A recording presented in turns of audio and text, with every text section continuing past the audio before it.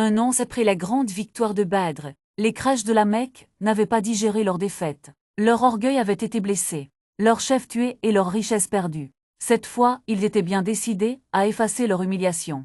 Une armée de 3000 hommes, menée par Abu Sufyan, marcha vers Médine. Le prophète consulta ses compagnons. Certains voulaient défendre la ville depuis l'intérieur, d'autres souhaitaient sortir combattre dehors. Finalement, le prophète accepta de rencontrer l'ennemi au pied du mont Uhud, au nord de Médine. Les musulmans étaient environ 700 combattants seulement. Avant la bataille, le prophète plaça 50 archers sur une colline pour protéger l'arrière de l'armée. Ne quittez jamais vos positions, même si vous nous voyez vaincre ou périr jusqu'au dernier. Au début du combat, les musulmans, sous la direction courageuse de Hamza ibn Abd al-Muttalib, Ali ibn Abi Talib et Abu Dujana, dominèrent largement. Les Quraysh commencèrent à fuir, laissant derrière eux leurs tentes et leurs biens. Mais alors, une erreur fatale eut lieu. Voyant l'ennemi en déroute, une grande partie des archers descendit de la colline pour ramasser le butin. Ils oublièrent l'ordre du prophète. C'est à ce moment précis que Khalid ibn al-Walid, qui n'était pas encore musulman, saisit l'occasion. Il fit un détour avec sa cavalerie et attaqua les musulmans par derrière. La confusion fut totale.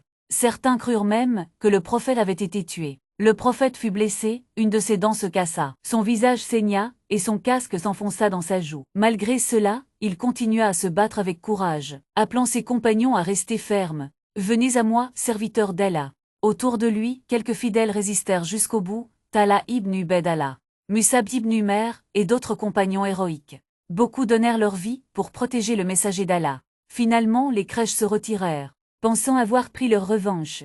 Mais cette bataille laissa une grande leçon à la communauté musulmane. La bataille d'Uhud ne fut pas une défaite totale, mais une épreuve voulue par Allah. Allah révéla, et Allah a certes tenu sa promesse envers vous, jusqu'à ce que vous fléchissiez et disputiez l'ordre, après qu'il vous eut montré ce que vous aimez. Sourate Al-Imran, verset 152. Cette bataille enseigne que la victoire ne vient pas du nombre, ni des armes, mais de l'obéissance à Allah et à son messager. Les musulmans apprirent que désobéir, même par envie ou par erreur, peut changer le destin d'une bataille, et malgré la douleur, cette épreuve renforça leur foi. Car au cœur d'Uhud, les croyants comprirent une vérité éternelle. Après la difficulté vient certes la facilité.